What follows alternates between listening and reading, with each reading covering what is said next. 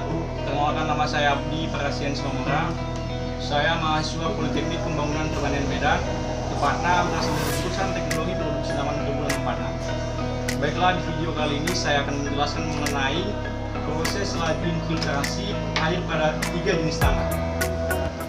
Baiklah, infiltrasi adalah aliran air ke dalam tanah melalui permukaan tanah itu sendiri.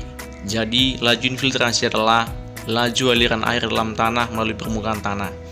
Di dalam tanah, air mengalir ke arah pinggir sebagai aliran perantara menuju mata air, danau, dan sungai secara vertikal yang dikenal dengan penyaringan menuju air tanah. Langsung saja, adapun bahan-bahan yang digunakan adalah seperti berikut di bawah ini.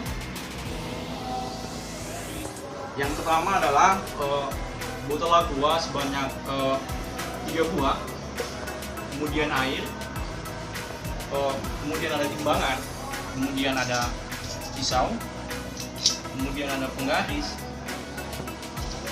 kemudian ada spidol. Selanjutnya, di sini ada 3 jenis tanah. Yang pertama adalah tanah topsoil ataupun tanah humus. Kemudian yang kedua adalah tanah berkapur atau tanah liat. Kemudian yang ketiga adalah tanah berpasir. Baiklah, kita persiapkan tanah, kemudian kita masukkan ke dalam botol. Setelah itu kita timbang dengan massa yang sama untuk ketiga jenis tanah tersebut. Baiklah, adapun tujuan ditimbang dengan massa yang sama adalah supaya kita dapat membandingkan hasil dan dapat melihat bagaimana perbandingan laju kecepatan infiltrasi air pada ketiga jenis tanah tersebut. Dengan mengetahui laju infiltrasi tersebut, ini akan menjadi ilmu baru pada kita dan akan berguna di masa-masa yang akan datang apabila kita mengalami suatu masalah ataupun suatu kendala mengenai lahan maupun laju infiltrasi. Baiklah, untuk pengujian yang pertama, kami telah menguji tanah kompos. Di mana dalam video kita dapat melihat bahwa untuk pengujiannya kami melakukan ataupun kami memasukkan sejumlah banyak air dalam botol yang berisi tanah kompos tersebut, di mana kami juga menggunakan bantuan stopwatch untuk menghitung waktu yang dibutuhkan untuk meresapkan air dalam tanah kompos tersebut. Dalam video kita dapat melihat bahwasanya waktu yang dibutuhkan cukup singkat, yaitu di kisaran 51 detik yang digunakan untuk dapat meresapkan air tersebut ke dalam tanah kompos.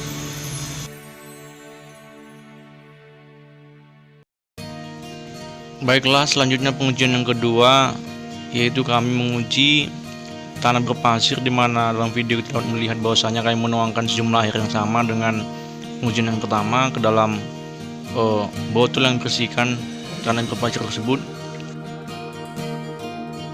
Dalam video ini kami menggunakan bantuan stopwatch untuk dapat menghitung seberapa lama waktu yang dibutuhkan untuk dapat melarutkan air tersebut dalam tanah berpasir itu. Proses melambatnya yang terjadi pada proses infiltrasi pada tanah berpasir itu disebabkan oleh rapatnya penyusun partikel pada tanah berpasir itu, sehingga dapat menghambat dan memperlambat proses penyerapan air oleh tanah itu. Kemudian dalam video ini kami masih terus berupaya menghitung seberapa lama waktu yang dibutuhkan, namun saja tidak membuahkan hasil. Kami tetap menunggu hingga memakan waktu 2 menit lebih, namun tetap saja air dalam botol tersebut tidak berkurang. Setelah itu kami melakukan pengamatan dan kami memutuskan bahwasanya akan kami amati besok paginya lagi, dan kami melihat bahwasanya tetap tidak berkurang juga. Dan setelah itu juga pada malam tetap kami mengamati bahwasanya tetap tidak berkurang juga. Artinya memang struktur penyusun pada tanah berpasir itu sangatlah padat, sehingga dapat menghambat laju infiltrasi dan memakan waktu yang cukup lama untuk dapat melarutkan air tersebut dalam tanah. Kemudian diperlakukan yang ketiga, yaitu laju infiltrasi tanah pada tanah berkapur. Dapat kita lihat bahwasanya kami menuangkan sejumlah air yang sama ke dalam botol tersebut. Kemudian kami menggunakan stopwatch untuk dapat menghitung berapa lama waktu yang dibutuhkan. Dalam video ini kita dapat melihat bahwasanya laju infiltrasi air pada tanah berkapur juga cukup lambat. Hal ini dikarenakan penyusun partikel pada tanah berkapur juga cukup padat, namun tidak sepadat dengan tanah berpasir. Di sini kita dapat melihat bahwa pelan-pelan air tersebut dapat meresap ke dalam tanah berkapur tersebut.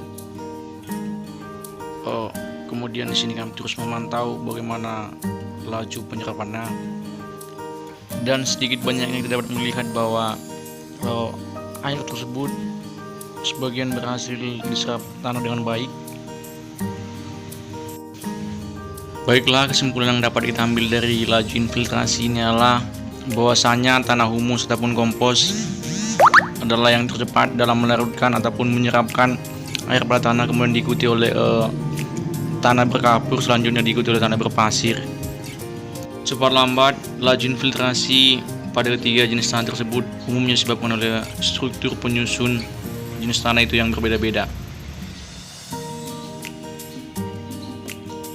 Baiklah, cukup sekian video yang bisa saya sampaikan mengenai laju infiltrasi air pada tanah. Semoga informasi kali ini yang saya bawakan dapat bermanfaat untuk semuanya.